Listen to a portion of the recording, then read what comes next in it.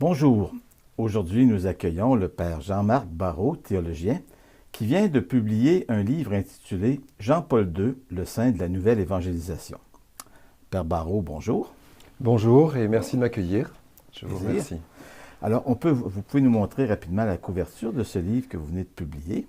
Voilà. Ce livre publié à Salvatore, mais distribué en Amérique du Nord par Mediapol, en fait. Absolument, qui tiennent entre autres ici une librairie à Québec. Qu'est-ce qui vous a donné l'idée de ce livre? Alors en fait, j'étais engagé en pastoral au nord de Montréal, au diocèse de Saint-Jérôme, et j'ai lancé une méthode d'évangélisation.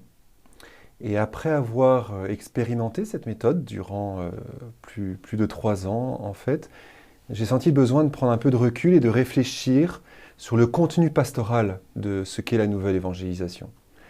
Il y a beaucoup de méthodes aujourd'hui qui se revendiquent de la nouvelle évangélisation, mais c'est bien beau de se revendiquer d'un mouvement. Faut-il encore voir ce qu'il y a à l'intérieur? Donc j'ai voulu vérifier. J'en ai fait un sujet de maîtrise et ensuite mon sujet de doctorat, en fait. Et la raison pour laquelle je suis allé chez Jean-Paul II pour voir ce qu'était la nouvelle évangélisation, c'est que c'est le pasteur qui à ce jour a le plus utilisé le terme, plus de 300 fois dans des textes officiels. Donc en fait, je suis allé dans ces textes voir ce que pour lui, sur le plan pastoral, voulait dire ce qu'est la nouvelle évangélisation. Voilà. D'où l'idée de la thèse, donc, et du livre qui a suivi. Et la nouvelle évangélisation, vous la définiriez comment? Voilà, alors c'est une grande question. Une grande question. Il me semble, en tout cas, que pour Jean-Paul II, c'est vraiment ce qu'on appelle, c'est un gros mot, mais c'est simple à comprendre, c'est une orthopraxie. Une orthopraxie, c'est-à-dire une application. Une application pastorale de quoi? Du Concile Vatican II. Vous vous rappelez que pour Jean-Paul II, le Concile est central et qu'il a, me semble-t-il, développé son anthropologie pour comprendre le Concile et surtout pour l'appliquer.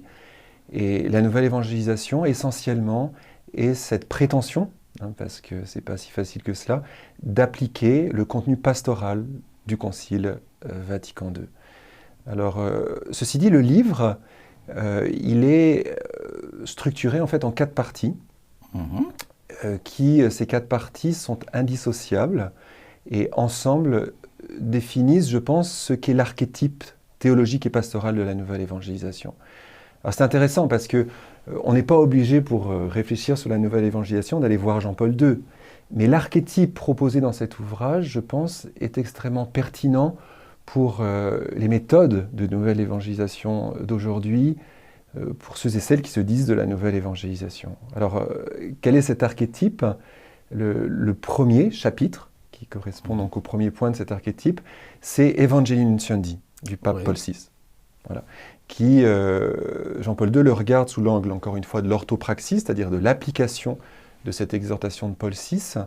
Mais il me semble, et le pape François le fait lui-même, qu'on ne peut pas se prétendre de la nouvelle évangélisation sans intégrer et digérer cette exhortation de Paul VI qui est d'une grande actualité. Le deuxième point de cet archétype de la nouvelle évangélisation, c'est l'anthropologie que Jean-Paul II a voulu développer. Mais encore une fois, on peut réfléchir sur une anthropologie qui n'est pas issue, qui n'est pas de cette filiation de Karol Wojtyla. Mais la nouvelle évangélisation doit rejoindre l'homme, elle doit rejoindre la femme, doit rejoindre chaque personne. Et donc nécessairement, elle doit intégrer certains concepts anthropologiques. La troisième partie, donc le troisième point de l'archétype, c'est le Concile Vatican II. Et enfin, le dernier point, c'est cette intégration dans la personne qui est chaque baptisé de cette exigence de la nouvelle évangélisation. D'où le titre de cet ouvrage, Jean-Paul II, le saint de la nouvelle évangélisation, c'est-à-dire celui qui a essayé d'intégrer dans sa vie l'exigence de la nouvelle évangélisation. Voilà en quelques mots le résumé du livre. Oui. Et je crois que Jean-Paul II nous dit que l'évangélisation doit être faite avec des méthodes nouvelles et dans un esprit nouveau aussi. Est-ce que je me trompe? Alors, méthode nouvelle, esprit nouveau, vous dites. Alors, méthode nouvelle, vous vous rappelez dans Novo Millennio Uniante, au chapitre 3, il n'est pas en opposition aux méthodes nouvelles, mais il relativise un peu en disant que l'essentiel est vraiment de repartir de la personne du Christ. C'est voilà ce qu'il dit dans cette exhortation.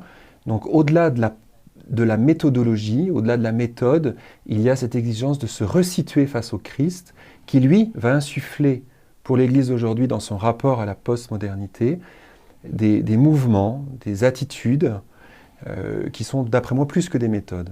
Alors l'esprit nouveau, en effet je pense qu'il y a une spiritualité de la nouvelle évangélisation et je crois que cet esprit se resitue dans cette exigence de repartir de la personne du Christ. Voilà. Je pense que c'est assez central dans son enseignement et dans sa théologie. Le temps passe vite, c'est déjà la fin de cette première partie, mais on va revenir sur la personne de Jean-Paul II, si vous voulez. Bien sûr.